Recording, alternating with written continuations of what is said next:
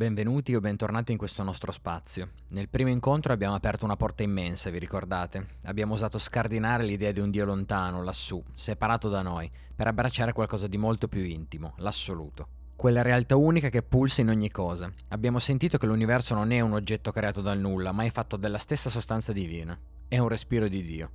Questa non è solo teoria, è un cambio di prospettiva che fa girare la testa. Se tutto è uno, allora quella solitudine che a volte sentiamo è solo un'illusione. Il nostro viaggio non è cercare qualcosa là fuori, ma è un ritorno a casa, qui dentro, è un viaggio verso il centro del nostro cuore. Ed è proprio in questo secondo episodio che oggi vogliamo fare il passo successivo. Voglio invitarvi a rispondere a una domanda che prima o poi ci tiene svegli la notte, una domanda semplice eppure terribile. Chi sono io? Provate a pensarci un attimo. Quando dite io, a cosa vi riferite? Spesso ci aggrappiamo al nostro nome, al lavoro che facciamo, alla famiglia che amiamo, ai ricordi che custodiamo gelosamente. Pensiamo al nostro carattere, ai nostri pregi e difetti, ma sentite anche voi quanto tutto questo sia fragile? Il nome ci è stato dato, il lavoro può svanire in un attimo, i ricordi a volte si confondono e questo corpo, il corpo cambia, invecchia e sappiamo che un giorno dovrà lasciarci.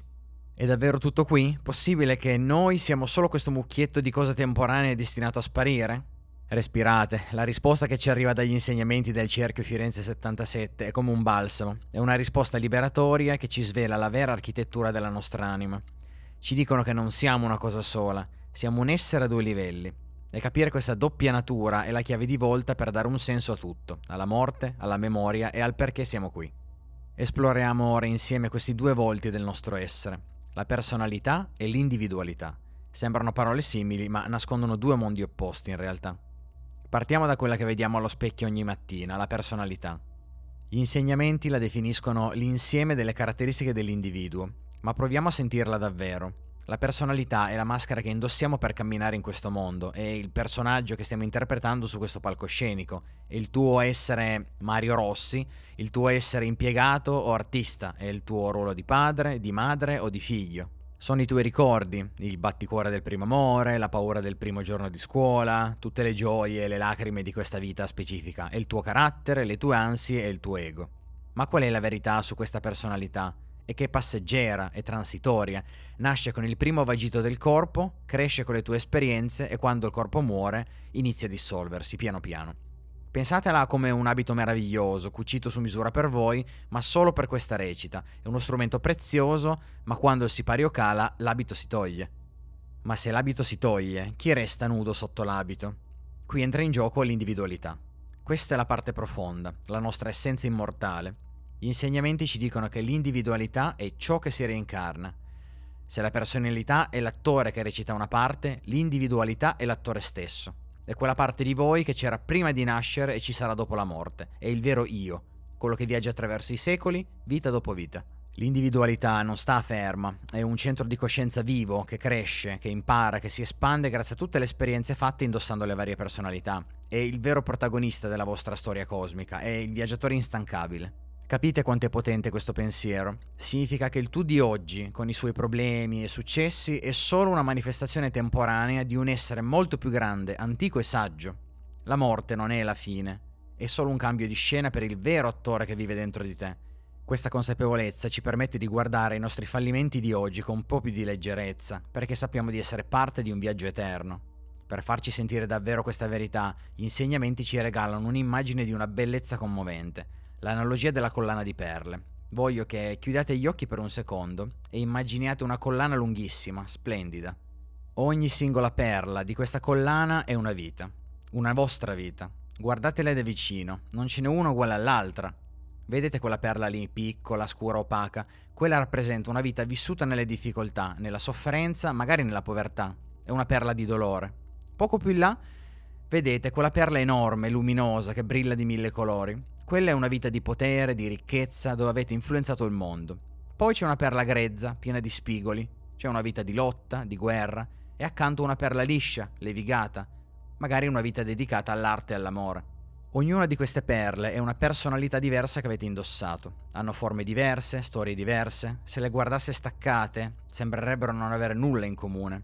La vita del re è quella del mendicante, la vita del guerriero è quella del santo. Ma qual è il segreto? Cosa trasforma quelle perle sparse in un gioiello unico? Il filo.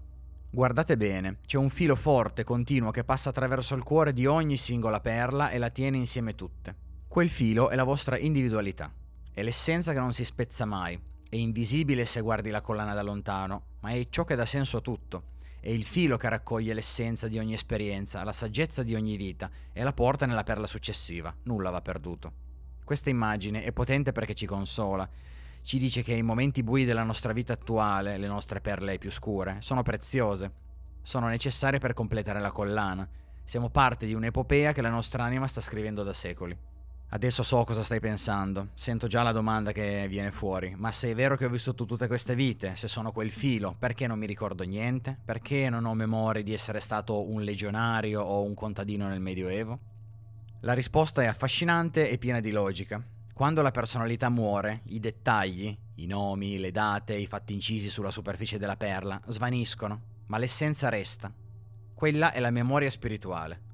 Non è ricordare un numero di telefono o un indirizzo. È una saggezza che è diventata parte di voi, incisa nel vostro essere. Gli insegnamenti la chiamano reminiscenza. Pensateci così. Immaginate di aver letto centinaia di libri nella vostra vita. Probabilmente non ricordate a memoria ogni singola frase, giusto? Ma le emozioni che quei libri vi hanno dato, le lezioni che vi hanno insegnato, quelle vi hanno cambiato. Hanno formato il vostro modo di pensare oggi. Ecco, la memoria spirituale è proprio questo. L'individualità non salva mai il file di ogni vita, ma ne distilla la saggezza. E questa saggezza riaffiora oggi come un vostro talento innato, come un'intuizione improvvisa o come quell'attrazione inspiegabile che provate verso certe persone o certi luoghi. Ma perché cancellare i ricordi precisi? Perché questo buio sul passato? Non è una punizione, è un atto di misericordia. Esiste una legge cosmica, la legge dell'oblio che ci protegge. Provate solo a immaginare se non ci fosse. Se nasceste oggi, ricordando vividamente di essere stati un re crudele che ha fatto soffrire molte persone, come potreste vivere questa vita con umiltà e serenità? Il senso di colpa o il rimpianto del potere vi distruggerebbero. O peggio, se ricordaste di aver subito un torto terribile da un'altra anima, nascereste con una sete di vendetta così forte da avvelenarvi l'esistenza, impedendovi di imparare il perdono. La legge dell'oblio è un reset. Una carezza che pulisce la lavagna. Ci permette di iniziare ogni vita con una tabula rasa, liberi dal peso schiacciante di millenni di ricordi. In questo modo la nostra nuova personalità è uno strumento fresco, imparziale e perfetto per affrontare le sfide di oggi. Ci permette di essere genuini, di reagire al presente e non ai fantasmi del passato.